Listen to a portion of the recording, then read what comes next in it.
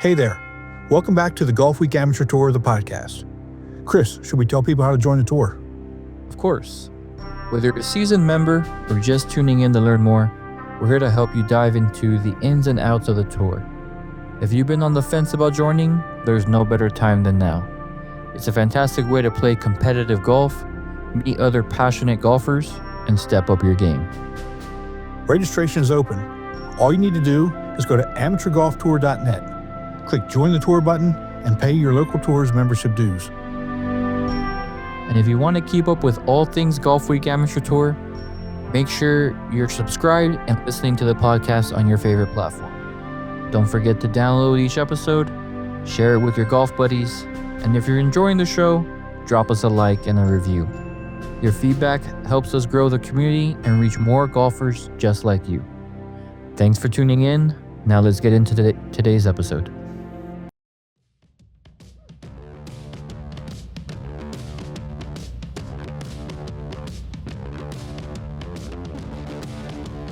Ladies and gentlemen, Golfweek Amateur Tour proudly presents Golfweek Amateur Tour, the podcast, talking about all things Golfweek Amateur Tour, including interviews with tour directors, players, and course professionals. Now here are your hosts, Tim Newman and El Paso Las Cruces Tour Director, Chris Rocha.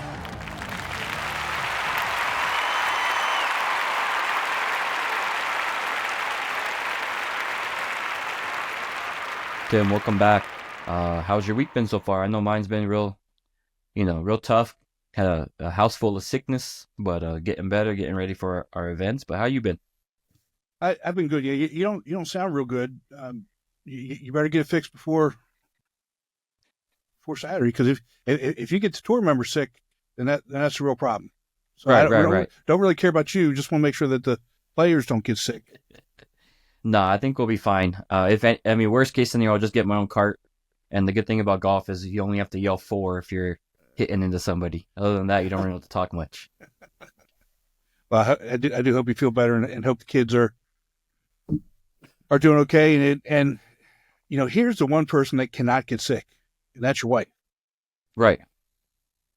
She's the backbone. So She. we always say, like, I'll take the sickness off the boys and deal with it so that they're not sick. But the second she gets it, it's chaos, and we can't figure out what's left and right and up and down. I know it's crazy how that works sometimes. Right. Maybe we could do everything, but until she gets sick, we can't figure out anything. Don't know how to do laundry. Only thing we can make is macaroni and cheese. We eat Snickers bars for lunches. It's just not good. I'm pretty sure the kids like it because it's easy food for them, but for us, it's we're chickens without a head at that point. Exactly. We do have some serious things that we need to talk about. Our friend Jay Wendell passed away recently. A lot of people may not know his name, but I can tell you one thing: he was a friend of ours. He's a very good friend and supporter of the tour. He's going to be really missed, and how you would know Jay, just as a regular tour member, is if you've ever been to Nationals and you stayed in a hotel and you got a hotel discount. Almost every one of those hotel discounts started with Jay Wendell. He's been wonderful for the tour. It's tragic, Chris. He died unexpectedly. And I don't know if other people know this, and if I get in trouble for saying it, I'm sorry, but his wife is also dying of cancer. She's terminal. She's terminal, and the sad part is they have a son who's a senior in high school, and so he's in a world of hurt right now. So as a tour, if we can keep them in our prayers, and I know Jen shared a post today in Facebook, or a couple days ago on Facebook, about for people to donate to help their son and his college tuition costs and that sort of thing. But it's a sad story all the way around. Yeah, it definitely is. And when you told me, I had to take a moment because it makes you realize that life is precious, and you never know what can happen, because we talked to him before Nationals last year, and he was telling us, to go say hi and just swing by and say hi, and he would show us around. And with the craziness that National gets, you don't really have much free time. So I didn't get a chance to go out there and meet him, but you always say, oh, next year I'll make some time, but you never know what can happen within a full year. So Exactly. when you texted me, I did have to take a moment to reflect on that, because that interview was fun. He was super excited with the renovations that they were doing at the hotel, and it's a sad story all around. It really is. And then another piece, and don't really want to get into this too much here. We'll talk about this in the closing, but Jennifer's parents are not doing well, and Dennis and Jennifer have been in North Carolina helping and dealing with some situations there. So, as you're listening to this, if you sent Dennis or Jennifer an email, or you're expecting some goodie bag stuff, please just be patient, and they'll respond and get those things out to you as soon as possible. But again, Chris, we'll talk about that later. Let's talk about some fun stuff. We're going to talk to. We got a really good episode this week. We're going to talk to a player who their first tournament won a 2-day major. That's a good way to get started. We've got another tour director kicking off his season recently, so stick with us. Yeah, let's go. So you want to go ahead and bring the first guest in? First guest of this episode, we're glad to have him, and we were talking off air before you arrived about me being sick, and he said, come to Louisiana and we'll fix you up real quick. I mentioned the story about how we wanted some Cajun food after the major, and they took us to a Mexican restaurant. And that was a little out of left field, but let's bring our first guest for this event from Louisiana North, Mr. Kevin Odom. Kevin, Hey guys, welcome how to the you show, guys bud. doing? Doing great, and I know. Look, I love to eat. Obviously, I love food, but Cajun food for me is, man, it's heaven. I love it. So whether I'm sick, whether I'm not, but you're right. If you're sick, that'll get you cleaned out real quick. Yeah. I'm just going to go out there and say I've never in my entire life been disappointed of Gina O'Neill until I heard that she brought y'all to a Mexican restaurant. All right, we're going to throw that out there right now. I'm going to have a conversation with her. I'm going to say, Gina, I love you. You're the best tour director in the United States. We're going to have to work on your catering menu. I mean, that's just, cannot do Mexican food in Louisiana when we have some Northerners coming down. Come on. Well, let's be fair with it now. I mean, we did go get Mexican, but we also did get to take part in the buffet food that was there at Tamaka Trails. Yeah. And I'm going to tell you what. I'm going to go right back to. I mean, I love it all, but I'm going to go right back to the bread pudding, because you don't get true authentic bread pudding everywhere. But you go to Louisiana and you're going to get some really good bread pudding. So I'm going to keep bringing that up.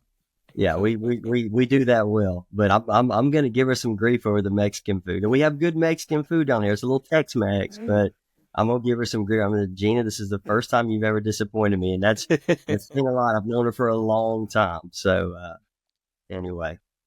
Well, let's throw Chris under the bus for that, for even bringing that up. But hey, that's a fun memory, it was.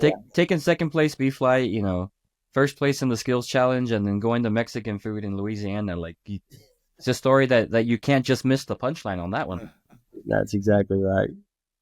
But that was, I mean, Gina did a really good job with that regional last year at Tamaka Trails. Tamaka Trails, took care of us. Gina did a great job. It was a heck of a lot of fun there. I'll tell you that right now. Yeah. So Tamaka is always on our schedule every year. It's always in good shape. They take care of us as a tour. Gina just does such a good job at every tournament. I love her. I love her like family. Everybody on the tour does. It's just one of those things that like every I is dotted, every T is crossed. And then they always make sure that our tour is taken care of at the tournaments that we're at, or the courses we're at. So, yeah, Tamaka's a good one. I'm glad y'all got to see that one. Yeah, me too. And what I'd actually like to do is get back there another time when we don't have, when we're not doing the podcast, and we can actually have a little bit more fun with you with everybody that's there, because there's got to be I got to bring some level of professionalism for afterwards, as opposed to doing all the. I mean, Tim, win in Louisiana, win in Rome, I mean, Tim, all at of least, just make sure I'm there, and we won't go eat Mexican food. Just make sure this. Hey, at least our podcast was in the clubhouse, not in the men's locker room. Okay, so that's true. We're one step ahead. So Kevin, you started the 2025 season off right. I mean, you guys had a 2-day tournament there this past week at Stonebridge, and you won in the playoff. Tell us about that. Yeah, it was fun. I mean, it's my home course. I felt good coming into it. Been playing some really good golf.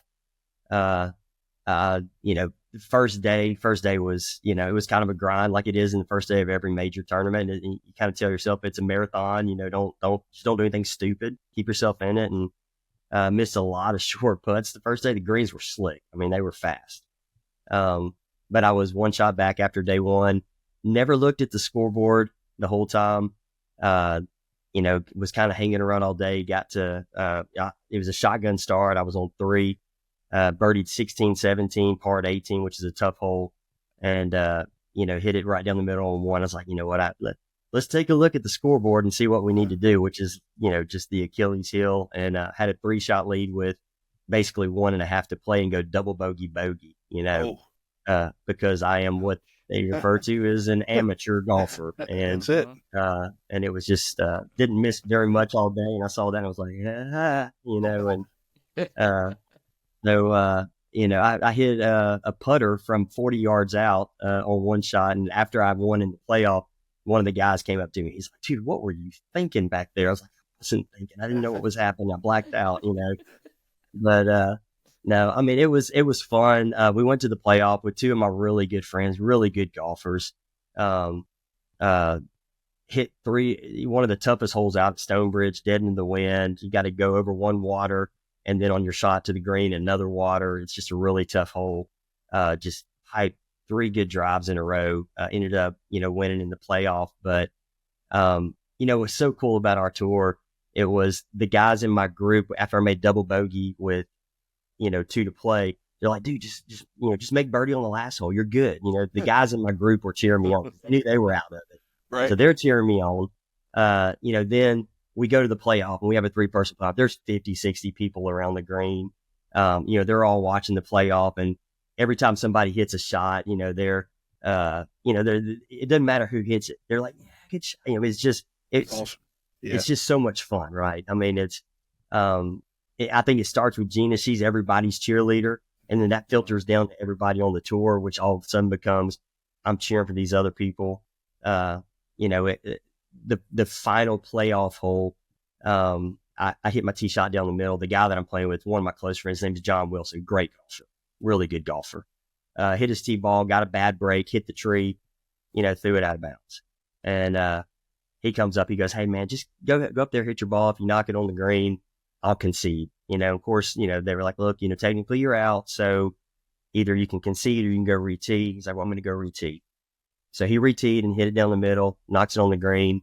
I knocked mine on the green. So we're pulling up. He goes, man, he's like, it's good. He's like, let's just pick them up. I said, buddy, look, I'm not going to let you do that. I was like, we're going to finish this out. Right. Because if you make your 15-footer and I 3-putt my 20-footer, which I've 3-putt this weekend more than once, we're going back to the tee box. He's like, you know what, dude? That's why I love you. Let's finish it out. And he missed his and I 2-putt. So, man, it was just a good weekend.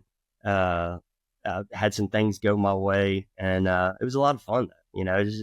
That's one of the things I love about this tour is there's people that I met 4 years ago on this tour that will probably be carrying my coffin one day. I mean, that's that I didn't know before this tour.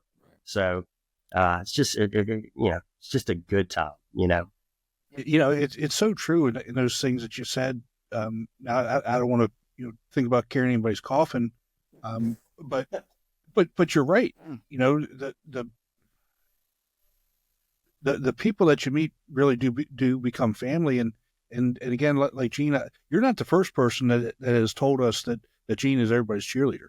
I mean, so we hear that all the time, from players, whether it's from your tour or people that have gone and played, at one of your events, or Gina and Trey have gone to play in other events. That's who they are, and it's what you should know is it's not just you guys.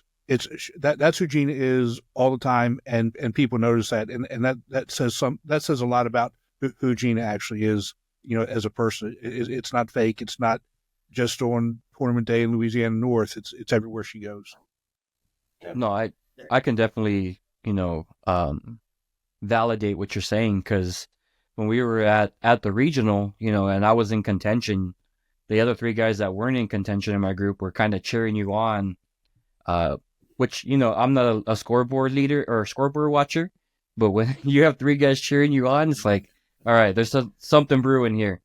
And I mean, even with Gina, like the playoff we had at Nationals for the Tour Director Cup, I mean, she was out there on the hill in her bright orange getup that she wears, and it's like, Gina, you better move, because if I top this thing, it's going right at you.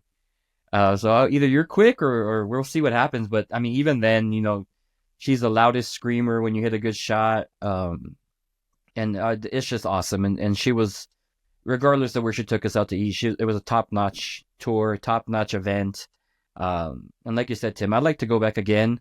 I got to enjoy a little bit more than you as far as being able to be myself on the golf course, and then have to put the professional podcast hat on when the cameras were rolling. But it was fun. Minus the humidity, though. When me and my wife walk out of the airport and we go, ugh, at the same time, it's a little different. But I had a good time.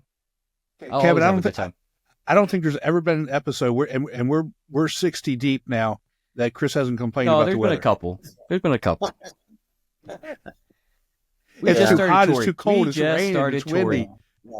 Well, we did. I mean, I was born and raised here, and it does get a little humid down here, but just bring a shirt to change into, and you're good to go. Shirt, socks, undershirt, underwear, whatever.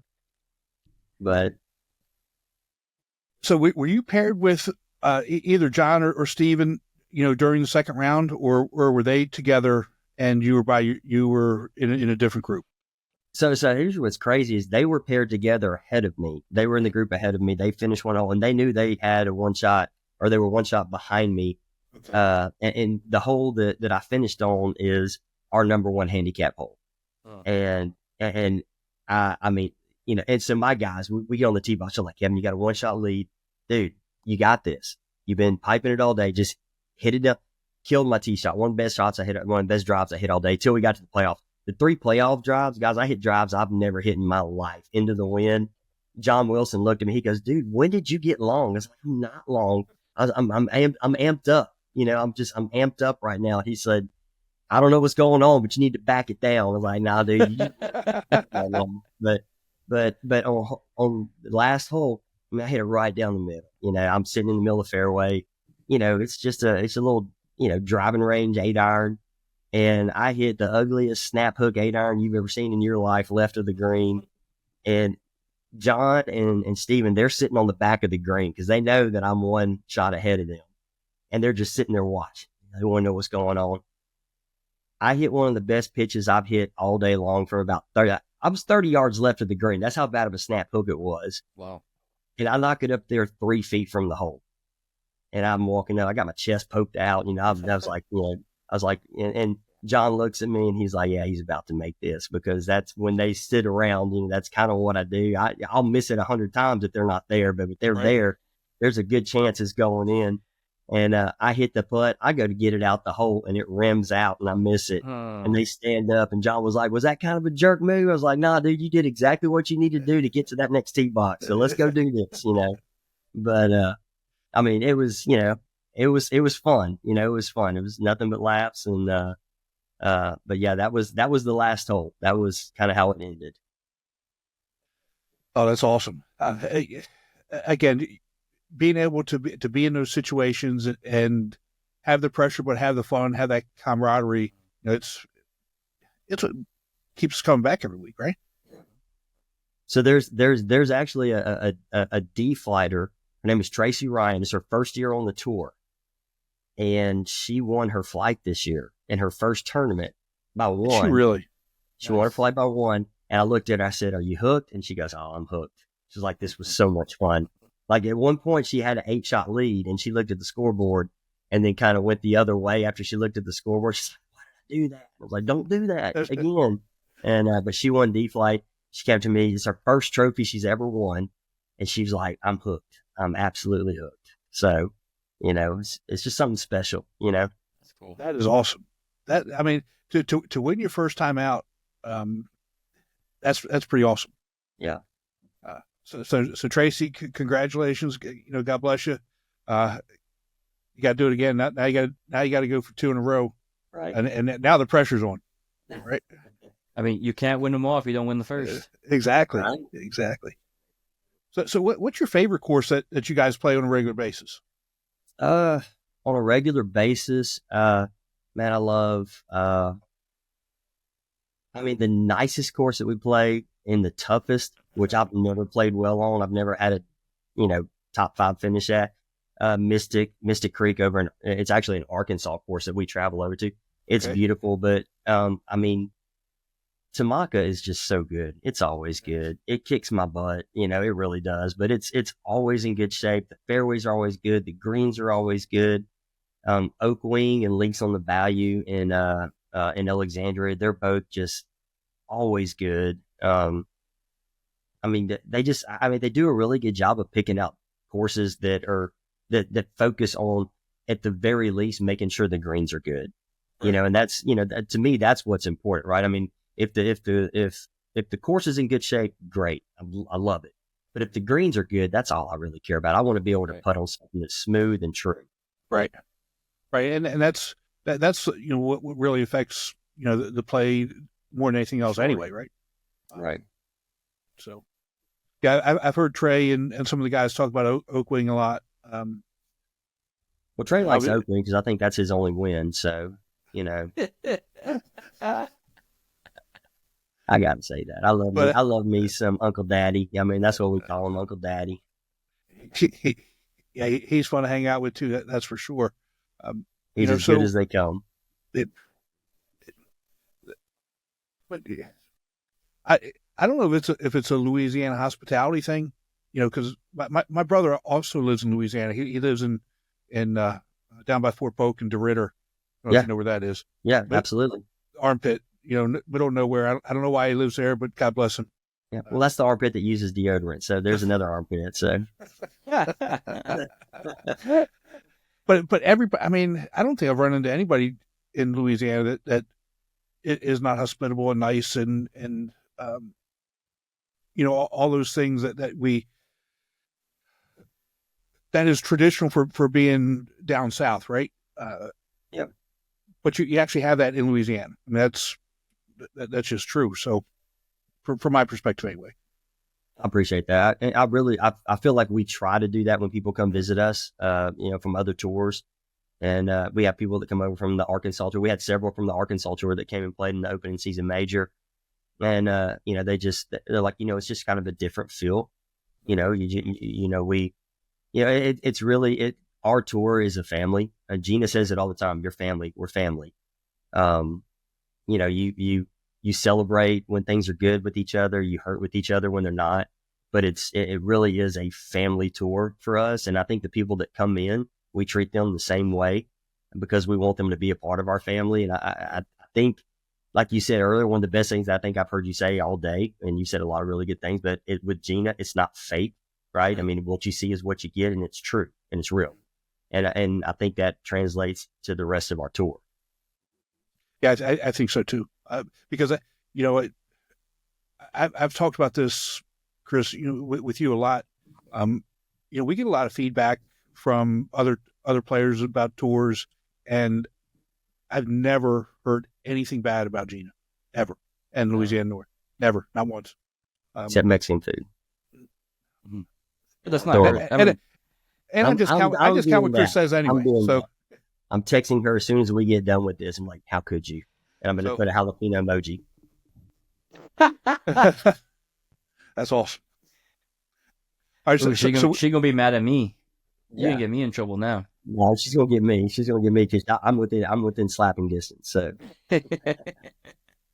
okay, give us your best safe for public consumption story about something that happened on tour. Non-consumption story. But something that's safe to be put out on the podcast. Okay. All right. Well, let's go with this. So the first, man, there's so many I could give. We're gonna okay. Well, so the first win I ever had on tour, it was 4 years ago. Guy that I was riding with, we met that day. Gina's like, hey, you're gonna love this guy. His name's Justin Rushing. Fantastic guy. You're gonna love him. He's gonna ride in your golf cart with you because it's Stonebridge. He shows up, and it was my first year on tour. I was trying to make friends, didn't really know anybody, and I said, hey, the big white golf cart is lifted, gonna have free fireball shots before we take off. Just trying to get people to come out. He's the only one that showed up, and he was riding with me, and we got a little overserved on the fireball shots. I won the tournament. I got the trophy, drank a beer out the trophy, and then lost my gift card that I won from winning the tournament. I had to get my wife to come get me. She was so disappointed. My kids were so disappointed. But flash forward 4 years, because he had to drop out of the tour for a little bit, job change and young kids and other things. Flash forward 4 years, and he rode with me at the tournament this past weekend. How about that? And day one, he shows up and he's like, fireball? I'm like, why not? Let's go. So we did it again this time, but like I said, I haven't seen him in, 3-4 years, and, here we are again. I don't know. That's probably the best story to tell, that, I got a little tipsy and lost my gift card, but, I thought you were about to say that he had your gift card, and 4 years later, he handed it back to you. That would have been a much better story. Like if we could get that tail end to come back, because I would love to get that gift card back. I think what happened is I think I actually used it to buy everybody in the clubhouse drinks, and just told my wife I lost it. But who knows? We don't know. But that's that again. That wouldn't be the first time or the last time that happens. Yeah. You would be surprised how many times after tournaments I'll get a phone call from somebody who gets home and whatever. They said, well, I had too much to drink or whatever. I can't find my gift card. Did you give it to me? I said, yeah, I gave it to you. Go check your golf bag. Go start tearing everything apart. Yeah, it happens all the time. Yeah, it happens. Now, we did have one. I hit a hole-in-one in the practice round, and I had to, buy everybody drinks, because if you hit hole-in-one, you got to buy everybody drinks. And we stayed up there till 10 o'clock at night. Gina calls me. The tournament's supposed to tee off at 8 o'clock shotgun. She calls me at 7:51. She's like, Kevin, where are you at? I said, I'm looking at you right now. And I was walking up with my bag on my shoulder, both my shoes in my hand, barefoot, no socks. And she goes, what happened? I said, I hit a hole-in-one. She goes, that makes sense. Go get in the cart. Was that this past weekend?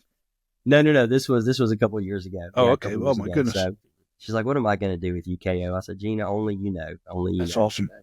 That is awesome, man. So we've talked about Oak Wing, we talked about Tamaka, but if somebody could only come to one tournament in Louisiana North, what would it be? This year or just in general? In general. In general. Man, it's. I would say either Oak Wing or Tamaka. I mean, they're both Alexandria. That Oak Wing is really good. That's always in good shape. I would probably say Tamaka. It's a casino course. You've got You've got the restaurants in the casino. They're always putting money into the course. It's always in good shape. I mean, it's a tough course. I mean, it's a challenge. For no matter what flight you're in, doesn't matter if you're champ A, B, C, D. It's just a tough setup, and it challenges you as a golfer. But at the same time, it's always set up well to where it's not the golf course's fault why you don't play good, if that makes sense. Right. Like it's on you. Well, Kevin, thank you so much for taking some time with us tonight. I really do appreciate it. Wish you the best rest of the season. Hopefully we'll see you in Hilton Head in October. Yeah, absolutely, guys. Appreciate you guys. Y'all have a good night. All right. Send best to everybody you. down there in Louisiana, and don't be too hard on Gina and Trey. I'll try. Hey, it's getting crawfish season, so y'all need to get down here soon. So tell me about it. Kicked off crawfish season. See, I just got chills when you said that. Yeah. All right, bud. You take care of yourself. You too, guys. Thank you. Let's take a break from the show to hear about Srixon's ZX Mark II irons. A great iron set needs more than good looks. It's gotta be fast and gotta be pure. But good looks never hurt either. The all-new ZX Mark II irons from Srixon. Tim, all I'm going to say is Kevin's one guy that I regret we didn't hang out with at the regional last year. Yeah, he seems like a fun dude, man. And I can't remember which movie it is, but it's Bill Murray. He's going around talking to people. It was Stripes. It was in Stripes, and he says, "I want to party with that dude." Mm-hmm. That's the guy. I mean, he sounds like he's a fun guy. To Oh yeah, hang out. definitely. It would have been a good time with him. Yeah.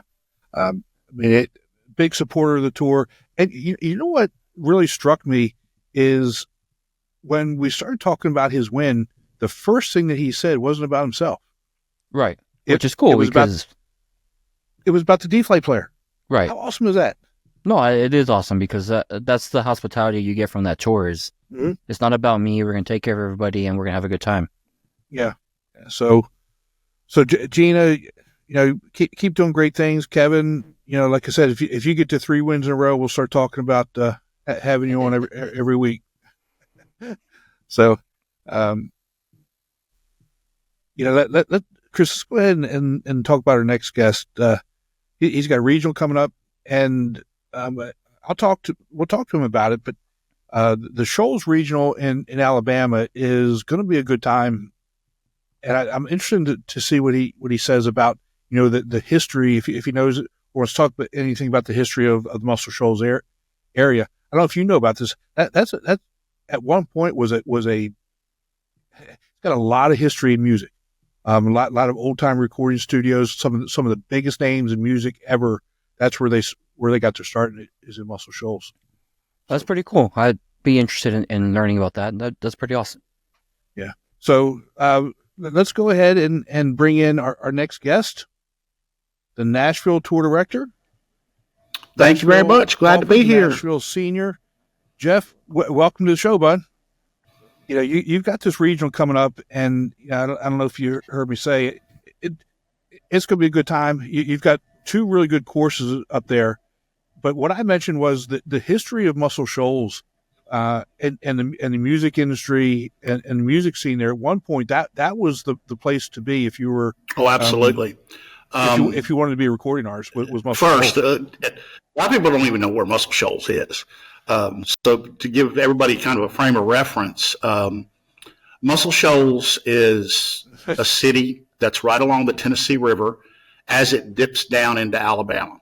So the Tennessee River kind of cuts Tennessee in a third from the Memphis side, and then the river turns and goes parallel along the Tennessee-Alabama line about 50 miles in. And then it goes all the way over and then cuts back up through Chattanooga.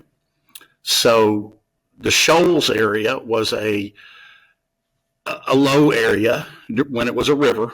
And now they've taken the Tennessee River, and since the 1940s, after World War II, during the Great Deal improvements in the Tennessee Valley area, they put 2 dams, and the area of Muscle Shoals is now a lake. And you actually have to cross the dams off a major interstate or a major road to get back over to Muscle Shoals. Muscle Shoals is on the south side of the Tennessee River, and there's a county seat of, I believe, Lauderdale County in Alabama. That's Florence, Alabama. And Florence, Alabama is the home of North Alabama State University. So the golf courses, and they're absolutely great golf courses, sit above a bluff that looks down over the lake. On a good clear day when you're out the back of the clubhouse, you can look straight back over, see the other side, and lots of boats and people out having a good time on the lake. So that's where Muscle Shoals is. Also to give people, if you're coming in, your north side of the state, you're kind of parallel to Huntsville. So if you actually fly in, if you're going to fly in to get to Muscle Shoals, you would fly into Huntsville International Airport. It's about an hour drive west. And you cross I-65 interstate, and you go through a town called Athens, and you go to Florence, and then there's some bridges that get you back over to the Muscle Shoals side. For people who want to stay, lots of hotel options that are in Florence, Alabama. There's a really beautiful Marriott that's got one of those circular restaurants that overlooks the lake. Lots of people stay there, and they've got in their bar area down below, they normally have a live band that plays every weekend, and they're called the Swampers. Wow. And that's a note back to the formation of Muscle Shoals in the music industry in the 1960s. Muscle Shoals, and not to get too deep into it, in the 1960s, there was a legend in the music industry by the name of Ricky Hall, and he needed to try to come up with recording studios and a way to get some business going down into that area of the country. And so they established a major recording studio. It's called Fame Recording Studio in Muscle Shoals. And they had a lot of set players that would come in. And so they had background music and people that could perform, and they had some major players in the early music industry of country music that came up. One of the most famous is a gentleman by the name of W.C. Handy. There's a park named after him, and I'm trying to think of some songs like Walking in Memphis. There's a reference to W.C. Handy. And it's really kind of cool. They have all that is still there. Again, we're in Florence, you want to go and hear some good live music, go to the Swampers, which is in the Marriott downstairs. But there's lots of other places to stay. They have lots of hotels, lots of good restaurants. Again, the Swampers, the rotating restaurant above the Marriott. There's one down, there's a marina that's right down as you cross one of the bridges. They've got a great restaurant. It's got a wonderful steam pot that I like to get when I'm down there. And if you're in that Alabama area, you got to try the Alabama white sauce on your barbecue. So it's really a good time. But we normally do a couple of tournaments out there every year. It's one of our major tournaments in the summertime. I have it scheduled toward the end of June, normally for the regular tour. And we've packed it out. This year we moved it up for April to get a little bit better weather, because sometimes in that June time frame in Muscle Shoals, it can get a little hot, especially one of the courses doesn't have a lot of trees. About the biggest thing out there is a thistle, but it's swampy. It's got a lot of ponds that's coming over. I had posted a couple of pictures where there's some par threes that you're clearing a lot of water, but it's a tough track. And it'll lead to some pretty good play. Well, tell us about the other course as well. I mean, you've got both those courses are really good. I mean, that's not even a question. Which is your favorite course and why out there? Well, and which course is going to produce the lowest scores? It's interesting. Okay, first, let me explain to some folks, because this is going out, and a lot of people may have heard or have, it's pretty famous, is Robert Trent Jones in Alabama. There's a little bit of history to that one, too, that it was formulated in the 1990s. I think they broke construction for the second set of courses built, which would have been around 9. But it was the brainchild of a gentleman in Alabama who was trying to come an innovative way to fund the Alabama government consolidation system throughout the. So he also wanted to build a good tourist destination. And so he went to golf. And what they decided to do was to build 2, 3, even smaller short courses around their major cities. And they started construction. And these are very affordable public play, and they were well built. We're 25-year anniversary coming through now, and as playable now as they have been when they opened. And they're fantastic layouts. And if you've ever been at an RTJ course, you have them at Hilton Head. They're well done and well maintained. So there's major RTJ golf trail courses in Alabama in their major cities. Yep, they've got them from Mobile coming up the interstate. They've got 3 wonderful ones in Montgomery and Prattville. Opelika has some that are fantastic. That's over by Auburn territory. Coming up to Birmingham, there's 2 different sets of courses in Birmingham.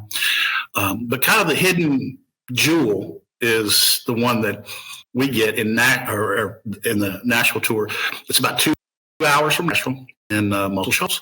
And the courses are named the Fighting Joe, and the Fighting Joe is named after I cannot remember. It's a Confederate general, and he actually general, and the Confederacy dissolves. But then he reaches the exact same rank in the Union Army after the war. So he's well respected in the area, and they named the course after him. And then the Schoolmaster is the other course, and Schoolmaster is named after President Woodrow Wilson, I believe, and because he was that was one of his nicknames, I believe, in politics, was being a schoolmaster, because he was a teacher. He would teach people, and so that's where the names come from. All right, so to kind of describe the courses, the Fighting Joe, which if you were looking out the clubhouse and the river or the lake, if you're looking out, the Fighting Joe is kind of to the left, and it's more open. It's not a lot of trees. You're going to have carries. It actually has the longest hole on the whole Alabama Robert Trent Jones Golf Trail. It's over 800 yards. And the good news is it's all downhill. And the good news is our guys aren't playing it at 800 yards. I believe that's for a potential U.S. amateur and really, really tough events. And boy, I'm going to tell you what, you got water all up the right side as you get down there, and the green's kind of tucked behind the water. So it's a tough hole. There's a lot of holes that are like that. Another one that I like on the Fighting Joe is there's a course, couple of holes past, maybe a couple of holes past that it's a par 4. It's kind of short. It's got a set of bunkers on a hill right in front of you that you kind of use as the aiming point. But if you look really close at those bunkers, they're shaped in the form. There's 5 bunkers. They're shaped in the form of a paw print. And that's an symbolism for North Alabama State University, which is their mascot, I believe, the Tigers. So they own us to that. I will tell you this: when you're playing that hole, aim for the bunkers. Aim for the bunkers. Because the fairway's to the right. You hit it on that fairway shot, you're going to end up in some water. Just go right over top of the bunkers. And then the finishing hole is not a lot of finishing holes are par 3s. This one is, and boy, it is something else. You come out, you got the whole lake to the right side, and it is a classic Redan style with, to the left, you've got some bailout area, but you're covering a ravine, which has a little path that goes down to a boathouse that's at the lake level, and the lake level is well below you. So you got to play that kind of tough shot. It's not long. It'll play about 150, 140 yards, but it is definitely a little bit intimidating. But it's a great way to finish a round. So that's the Fighting Joe side. And again, more wide open, not a lot of trees. Now, the Schoolmaster side, which is, again, if you're looking out from the clubhouse, it's going to be all on the right side. It's wooded. It was built a little bit through a wooded area that sits there. So you got a lot of shade and that, but you get that classic park woodland. And let me say this too.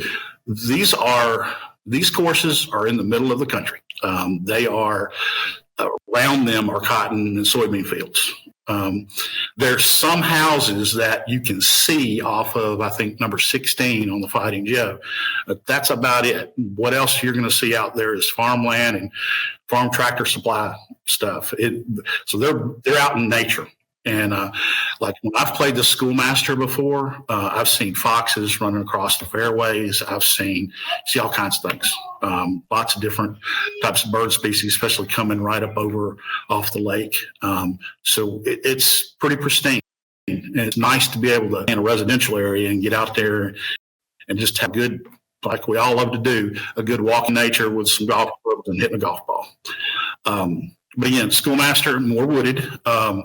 Again, some really, really tough holes. Now, the second hole, par 3, has this beautiful waterfall that sits behind it. So you're kind of hitting right into that, and nice overview. And it has multiple teeing areas. You've got some holes that go up under a road and go onto the other side. And then you come back. There is the exact same thing in terms of it finishes looking the bluff on the right side, and it climbs up a hill, turns right the whole way, and it's got a nasty false front to it. So that flag is kind of that initial deep into that green. And for both of these courses are the greens run fantastic. They're the hybrids that we're using down in the Tennessee, North Alabama area. It's awesome. They're the champions tip for the courses or holes like that. So they run true, and they really run pretty fast, especially under conditions. These two courses are really good challenges of golf. Well, again, like I said, you can't go wrong with those courses, and the price is right too. I mean, well, that's one of the other $75 to play those two courses. Ones too was, especially in my area, we're getting such a population influx into our area, really putting a lot of pressure on the golf courses, and they're raising rates like crazy. I think that's happening probably everywhere.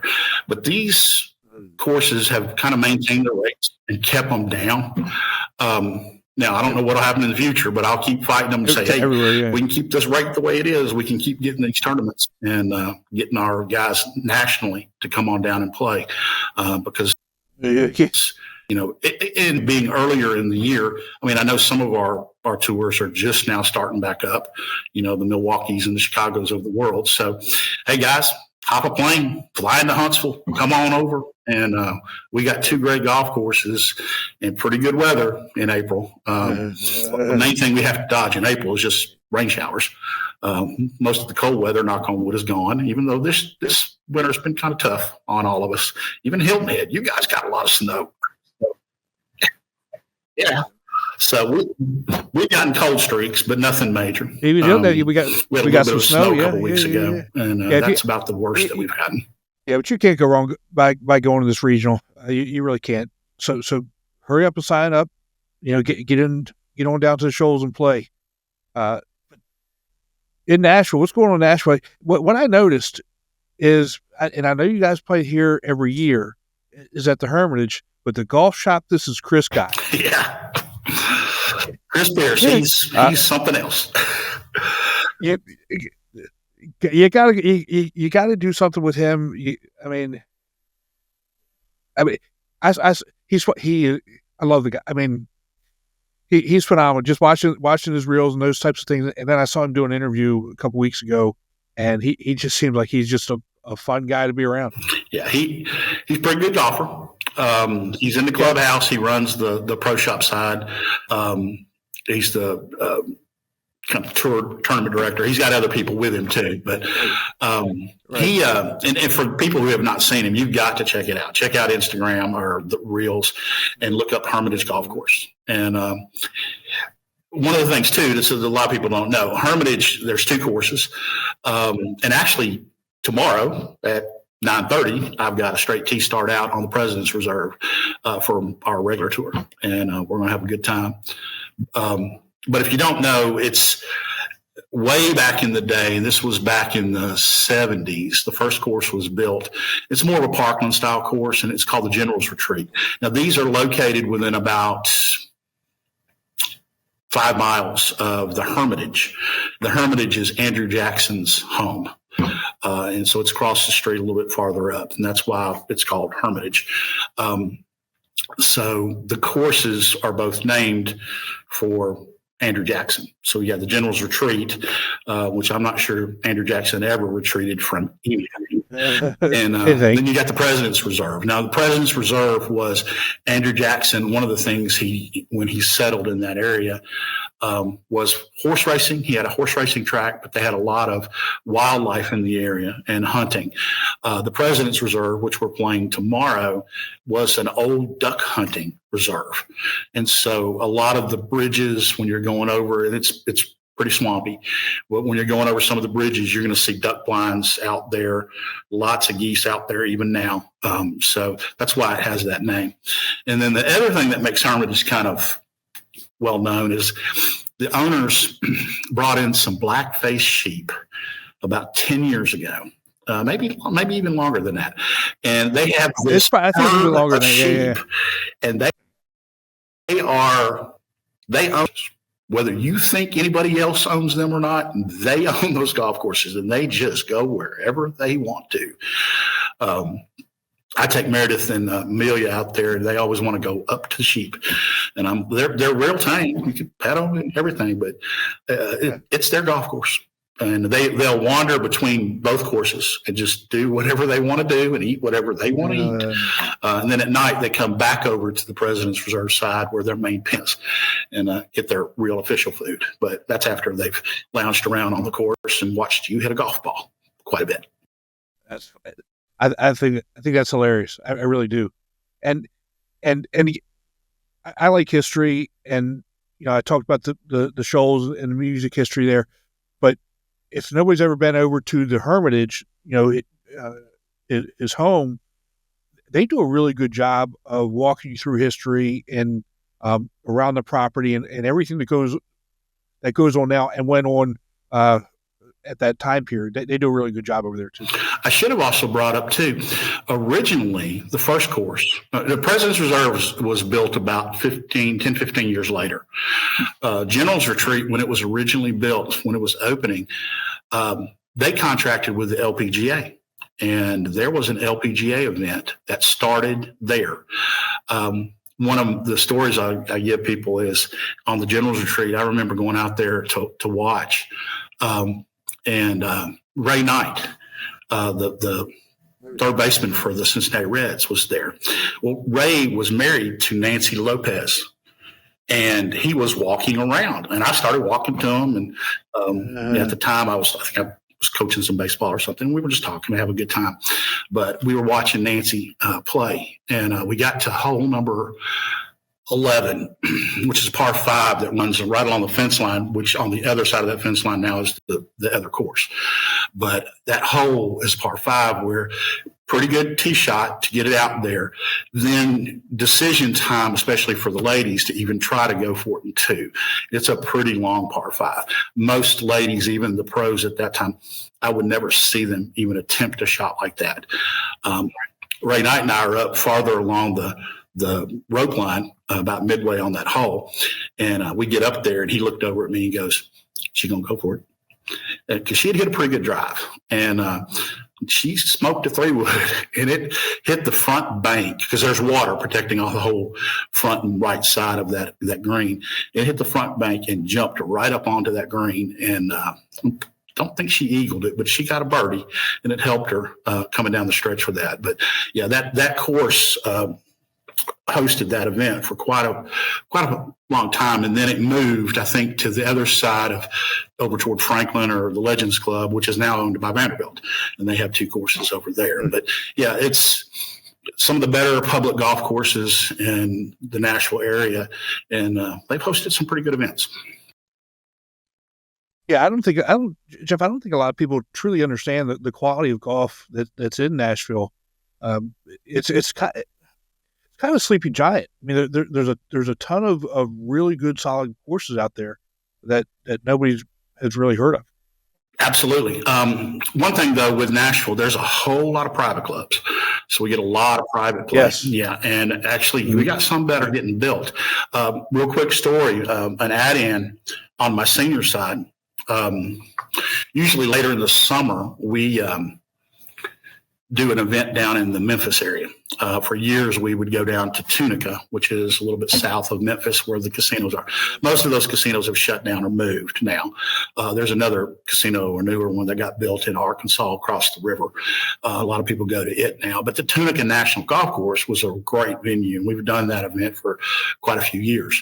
But we moved it this year, and we moved it to a course that's kind of northeast of Memphis in the Millington area, and it's called Miramichi.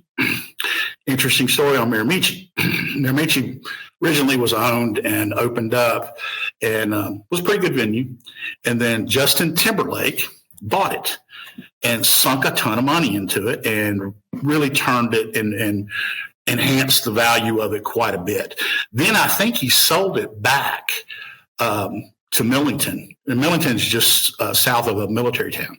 And we're moving our Tunica event. We're going to play, and I'm partnering with the Senior Tour in Arkansas, and we're going to do a two-day regional or two-day event down there. And that's going to be, I think it's either last weekend in August, maybe, or the first weekend in September, in and around. I'd have to look at the schedule. I don't have it in front of me, but that's when we're doing that event. But then the cool thing is another Justin Timberlake turnaround is he's now bought property in the Nashville area with a private club, and they're opening that up. That should, I think, about a year. I think it's under construction now, and I think it'll open up soon.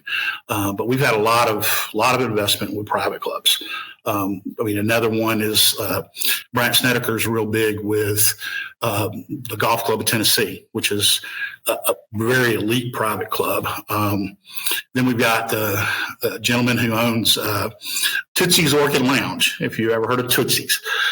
Tootsie's is downtown Nashville, right on Broadway. It is a honky-tonk. Okay, so for people who don't know who what honky-tonks are, it's a small, skinny room. You walk in, it's not very big. And normally when you walk in, you come through those front windows that overlook the outside. That's where the band sits. They sit and they're facing toward the audience with their backs to the people who are walking on the street. And they sing country music. And we've got quite a few of those. And those were made famous back in the 50s. Honky tonks were opening up. Tootsie's is one of the original ones. And it's so popular now. They now have opened up their roof. They've got a roof skyline that overlooks the Cumberland River. There's a whole lot of fun going on most of the time. And it's right behind the Ryman Auditorium, which was made famous back in the 50s too, as an auditorium where a lot of performances occurred. A lot of country music would go to the Ryman and perform. So you can actually walk out the back door of Tootsie's. Well, I leave this all to say the gentleman by the name of Steve Smith owns Tootsie's. Well, he bought one of the private clubs that was the old DuPont plant sitting out very close to where I live, and renovated it. And it's a private club, and they did a fantastic job. And now he's even bought another golf course up in the Middle Tennessee Central area up near a lake, and they're renovating it. And that one is really big into, they've renamed it. It used to be called, can't think of it. Now it's called Honky Tonk, or I have to look it up. But it's the big guy out of Arkansas, the golfer John Daly, is real big friends with Steve Smith, and they've done a lot of videos. If you look them up, you'll see that. I think they had who's the young guy in the Live Tour that did really well on the U.S. Open. He's big friends with Bryson. Yes, and they got some videos where they're having a blast. And Daly's driving around with a golf cart that's got a front trunk full of beer, and he eats a whole lot of M&Ms and he's smoking a cigarette, smoking cigarettes. So, but all that connection, we're seeing a whole lot of golf. And golf ideas and things coming out of the Nashville area that have really, really prompted an upsurge in a lot of play, plus the population movement in. So if we could build about 5 or 10 more courses, that'd be great. It would house the population. But we fight for everything we get. We have good courses, especially our public side, and enjoy it. Anybody wants to come down and play, we'd love to have you. Well, Jeff, thank you so much for joining us and sharing a lot of really good information. And again, sign up for Shoals. Don't regret missing it. And, again, Nashville's got a lot of hidden gems. So again, Jeff, thank you so much for joining us, and we'll talk to you soon, buddy. All right. Thanks, guys. Talk to you later. Let's take a break from the show to hear about Srixon's ZX Mark II drivers. ZX Mark II drivers are for major players, major winners, major power. All new ZX Mark II drivers, only from Srixon. Chris, glad we got Jeff on and talk a little bit about the Shoals regional. Again, that's a really hidden gem. Sounds like it. The price is right. It's low. You can't beat those two courses, and then just the history of the area. If you got some time, go. I mean, they do some recording studio tours, and just kind of as an idea. Some of the songs that were recorded in Muscle Shoals, Old Time Rock and Roll by Bob Seger, that was recorded there. Bunch of Etta James songs, Clarence Carter songs, Sitting in Limbo by Jimmy Cliff, Hey Jude with Wilson Pickett, Aretha Franklin. Oh, wow. Yeah. Do Right Woman, Do Right Man. Lots of really good songs, and artists came through there and did some recordings. Mustang Sally. How about that one? Yeah. It's a good one. When a Man Loves a Woman. I mean, so again, lots of good history there. And the general he was talking about was General Joseph Wheeler, Fighting Joe. That's who it was. But anyway, again, a lot of history there, a lot of history up in Nashville, and the Hermitage. I brought up the whole idea about going to Andrew Jackson's homestead. That's a really good tour up there, let alone, going over to the Hermitage golf courses and Golf Shop This is Chris. Who Golf Shop This is Chris is, right? Yeah, I mean, guy's freaking hilarious. So, if you're in the area for Nashville, you should stop in and try and play. Jeff runs a good tour, good tournament, and glad we finally got him on. We've had him on before, but it's been a while. So glad we could Right. Get him in. No, it was a good time talking to him. I am concerned that he said they have white barbecue sauce. Yeah, You don't disrespect barbecue that way, coming from a Texas guy. But that's kind of like having Mexican when you go to Louisiana. true. But I'll let him enjoy that white barbecue sauce, and I'll hopefully one day I can make it out there. I'd love to play a course in every state. Yeah. So I got to go there eventually. So you should do it alphabetically. I should what? Do it alphabetically. Starting with Texas and going backwards. There you go. Oh boy, how's things in El Paso? I know you've had a tournament. You did better. I did better, yeah. Lately we've been getting dust storms like crazy. You can barely see across the street. So, yeah, that picture you sent me yesterday, I was like, oh my God. I want to be able to breathe. You can't. And I think that's what got me sick, but it's tough. But it's supposed to pass today. We have events coming up, some first majors, and continue grinding, trying to get out there as much as I can, at least. So is this like a season? Do you get like a dust storm season?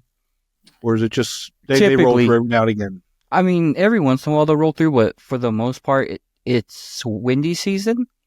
But it's never been this bad. I don't know if it's the construction around the town that's causing all the dirt to get loose, but it's been pretty bad lately. Probably global warming. At least we didn't get snow. Yeah. Well, it doesn't bother me. I'll just stay inside, Chris. Dust storms, Tim's inside. Snow, inside. Rain, inside. Right, but when the dust gets through your AC vent and you Yeah. can still And smell it gets it, into everything. Oh my God. it's not fun. I don't know if I told you about the time we were in Arizona and we were playing it at a course, and all of a sudden, I can't remember it, but we were standing on the 18th tee box. It was Jen and I, and we saw it rolling in, and she said we should probably go. I said no, we're going to finish this hole. It was 18th hole. We finished it. Drive over to the car, jump out of the golf cart, get in the car, just as it's hitting us, and it gets in everything. It gets in through the vents. Yep. You can taste it. It's, it literally got into everything. It was disgusting. I believe you told me that before, but yeah, it's everywhere. Yeah. So, well, I mentioned earlier about Jennifer's parents, and again, they're doing the best that they can. Give them a little bit of leeway. They'll get back to you when they can, and us as tour directors, we can handle a lot of the things anyway. So just come through us, and we'll take care of you the best we can until they can get back online and take care of the things that they need to take care of. Yeah, I mean, just remember, life happens to everybody.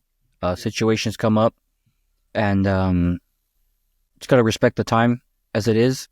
But the train will get back on the tracks hopefully sooner than anyone would hope for. But just keep that in mind, and like you said, go to your directors. I'm pretty sure we can get you the answer a lot quicker than going through the support email.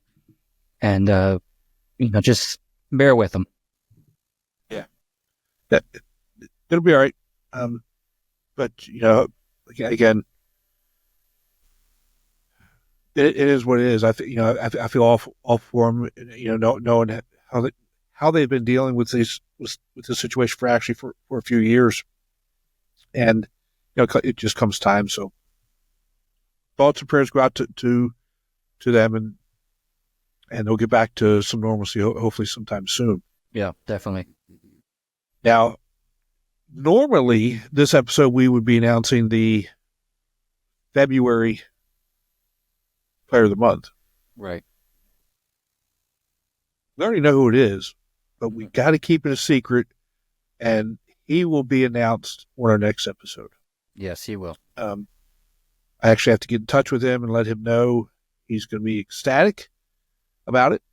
And generally how this is going to go, where the original plan, how this was going to go was what Dennis is going to choose. So we take all the identified information off of the emails that we get, send them over to Dennis. He chooses, and then the original plan was he would come on and announce it, and we would have that player and their tour director on the show. Right. And because of what's going on, that's why it didn't happen this time. Hopefully for the April, hopefully in April for the March Player of the Year, we can do that. But so that we'll just have to modify that. He will still be choosing them, but the announcement will be a little bit different if there's still maybe. Yeah. So, but I mean, we've been getting a lot of responses for March already, so that's pretty cool. Yep. Here's the one thing I would say. And I think I'm going to send out to all the tour directors. Be a little bit more specific. Okay, give us a little bit more detail of what they've done. We got good responses, and so far, like you said, but give us a little bit more detail so that we can truly get into who these people are, and that may be a differentiator as well. So But Right, thank you for the tour 'cause directors. everybody Right. can go out there and help you set up or ask to tear down or help you read scorecards. But like what's that one thing that separates them from everybody else? So, as I think about it, if I were Gina, I would nominate Kevin Odom. Right? Yeah. I mean, and it goes back to what he said. The very first thing he said was not about himself. It was about a different player in a different flight, and championing that person and congratulating that person for winning. That to me. So Gene, if you're listening, you can spin him if you want. I would if I were you. But again, we don't choose. Right. But those are the types of people that we're looking to really highlight and honor, because to me that made a big impression on me, on who Kevin is and what the tour means to him and what he means to the tour. Agreed. 1,000% agreed. So, well, listen, buddy. First thing I want you to do is stop being sick and get back to being awesome. Thank you. Appreciate it. All right. And if you're going to play tomorrow and you're not feeling good, be careful. I will. I have too much running on the line to do something stupid. So. Yep. So, all right, my friend. You enjoy yourself. All the best to the family. Tell them to stop being sick and get back to being awesome. Tell Diane, don't ever get sick. And always stay awesome. That can't happen. Can't happen. But no, I appreciate it. Thank you. I'll let them know. But be safe. Buddy. You take care. Talk to you soon. Yep.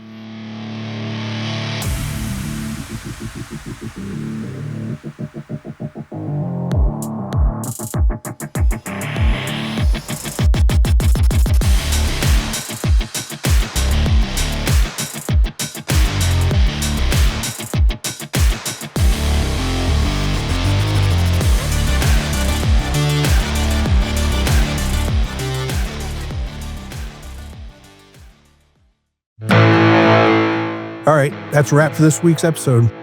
But Chris, after all this time, you would think we would remember this stuff. We forgot to tell people how to register, didn't we? Yep, take it away. Well, if you're not already part of the Golfweek Amateur Tour, what are you waiting for? Grab your clubs, join the fun, and see what competitive golf is all about. You can sign up today and start meeting some incredible folks who love the game as much as you do. All you need to do is go to amateurgolftour.net, click the Join the Tour button, and pay your local tour's membership dues.